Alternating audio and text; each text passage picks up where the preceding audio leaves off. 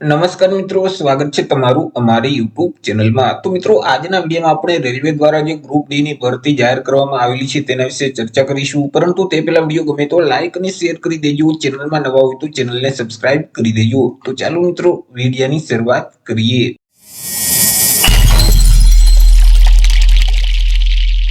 તો મિત્રો, ભારતીય રેલવે વિભાગ દ્વારા અલગ અલગ પોસ્ટમાં કુલ 32,000 કરતા પણ વધારે જગ્યા પર ભરતી જાહેર કરવામાં આવેલી છે અને ઉમેદવાર છે તે 23મી જાન્યુઆરી 2025 થી ઓનલાઈન અરજી ફોર્મ ભરી શકશે।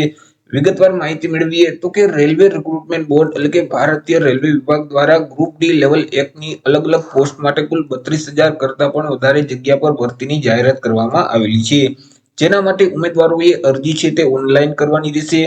ઉમેદવારો 23 જાન્યુઆરી 2025 થી લઈને 22 ફેબ્રુઆરી 2025 સુધીમાં ઓફિશિયલ જે વેબસાઇટ છે તે વેબસાઇટ મારફતે ઓનલાઈન અરજી કરવાની રહેશે।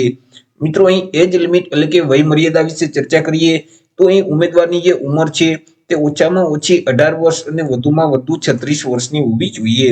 પરંતુ અહીં જે અનામત વર્ગના ઉમેદવાર છે તેઓને સરકારશ્રીના ધારાધોરણો મુજબ ઉંમરમાં છૂટછાટ મળવાપાત્ર થશે। જેમ કે મિત્રો, અહીં ઓબીસી વર્ગના જે ઉમેદવાર છે તેઓને ઉંમરમાં 3 વર્ષની છૂટછાટ આપવામાં આવશે।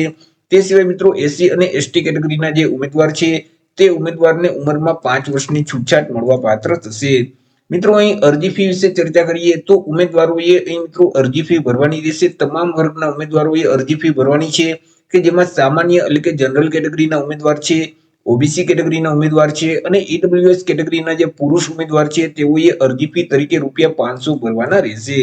તે સિવાય મિત્રો, એસસી કેટેગરી, એસટી કેટેગરી મહિલા ઉમેદવાર છે તો તે ઉમેદવારોએ અરજી ફી તરીકે ₹250 ભરવાના રહેશે।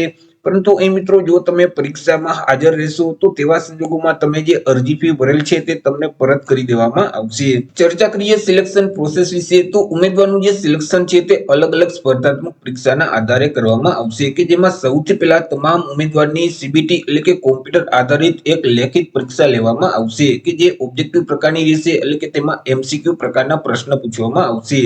ત્યાર પછી ફિઝિકલ પરીક્ષા લેવામાં આવશે, ત્યાર પછી ડોક્યુમેન્ટ વેરિફિકેશન કરવામાં આવશે અને અંતે મેડિકલ પરીક્ષા લેવામાં આવશે। હવે જે ઉમેદવારની પસંદગી કરવામાં આવશે તો તે ઉમેદવારોને શરૂઆતમાં ₹18,000 છે તે દર મહિને પગાર આપવામાં આવશે। ત્યાર પછી મિત્રો, ભારત સરકાર શ્રીના જે નિયમ છે તે મુજબ અહીં પગાર ધોરણ લાગુ પડશે। મિત્રો, અહીં સૌથી પહેલા જે સીબીટી એટલે કે કોમ્પ્યુટર આધારિત જે લેખિત પરીક્ષા લેવામાં આવશે તે 100 માર્કની રહેશે કે જેમાં મિત્રો સામાન્ય વિજ્ઞાનને લગતા જે 25 પ્રશ્ન પૂછવામાં આવશે કે જેમના 25 માર્ક રહેશે, ગણિત સંબંધિત 25 પ્રશ્ન પૂછવામાં આવશે તેમના પણ 25 માર્ક રહેશે, રીઝનિંગ સંબંધિત 30 પ્રશ્ન પૂછવામાં આવશે કે જેમના 30 માર્ક રહેશે અને જીકે એટલે કે સામાન્ય જ્ઞાનને લગતા 20 પ્રશ્ન પૂછવામાં આવશે કે જેમના પણ 20 માર્ક રહેશે। આવી રીતે જે સીબીટી લેવામાં આવશે તે 100 માર્કની રહેશે।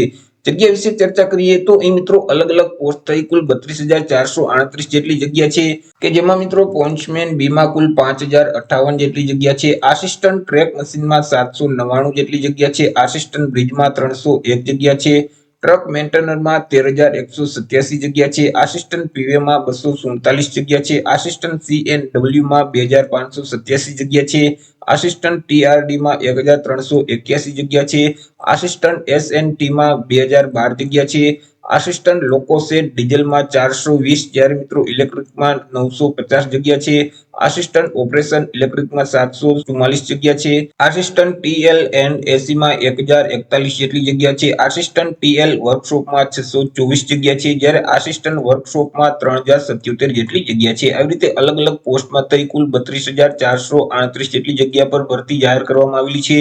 જેમાં ગુજરાતની વાત કરીએ તો વેસ્ટર્ન રેલવેમાં 4,672 જેટલી જગ્યા ભરાશે। મિત્રો, અહીં રેલવે રિક્રુટમેન્ટ બોર્ડ દ્વારા આજે જાહેર કરાયેલ ભરતી છે કે જેમાં વિવિધ રેલવે ઝોનની વાત કરીએ તો મિત્રો તેમાં જે ગુજરાત જે રિજિયનમાં આવે છે તે વેસ્ટર્ન રેલવેમાં કુલ 4,672 જેટલી જગ્યા પર આ ભરતી કરવામાં આવશે। લાયકાતની વાત કરીએ તો અહીં મિત્રો અલગ અલગ પોસ્ટ માટે અલગ અલગ શૈક્ષણિક લાયકાત માંગેલ હશે કે જેમાં અમુક પોસ્ટમાં માત્ર ધોરણ 10 પાસ ઉમેદવાર અરજી ફોર્મ ભરી શકશે, પરંતુ અમુક એવી પણ પોસ્ટ હશે કે જેમાં 10 પાસની સાથે આઈટીઆઈ પાસ હશે તે ઉમેદવાર અરજી ફોર્મ ભરી શકશે। મિત્રો, આ જે ભરતી છે તેનું નોટિફિકેશન ટૂંક સમયમાં જ રેલવે વિભાગ દ્વારા જાહેર કરવામાં આવશે। ઓફિશિયલ નોટિફિકેશન જાહેર થશે એટલે આપણે ફરીથી અલગથી એક વિડીયો અપલોડ કરી દેશું। તો આવી રીતે મિત્રો રેલવે વિભાગ દ્વારા અલગ અલગ પોસ્ટમાં કુલ 32,000 કરતા પણ વધારે જગ્યા પર ભરતી જાહેર કરવામાં આવશે. આશા રાખું છું વિડીયો પસંદ પડ્યો હશે. વિડીયો પસંદ પડ્યો તો લાઈક અને શેર કરી દેજો. ચેનલમાં નવા હોય તો ચેનલને સબસ્ક્રાઇબ કરી દેજો. ફરી મળીશું એક નવા ટોપિક સાથે એક નવા વિડીયોમાં. ત્યાં સુધી જય હિન્દ, વંદે માતરમ.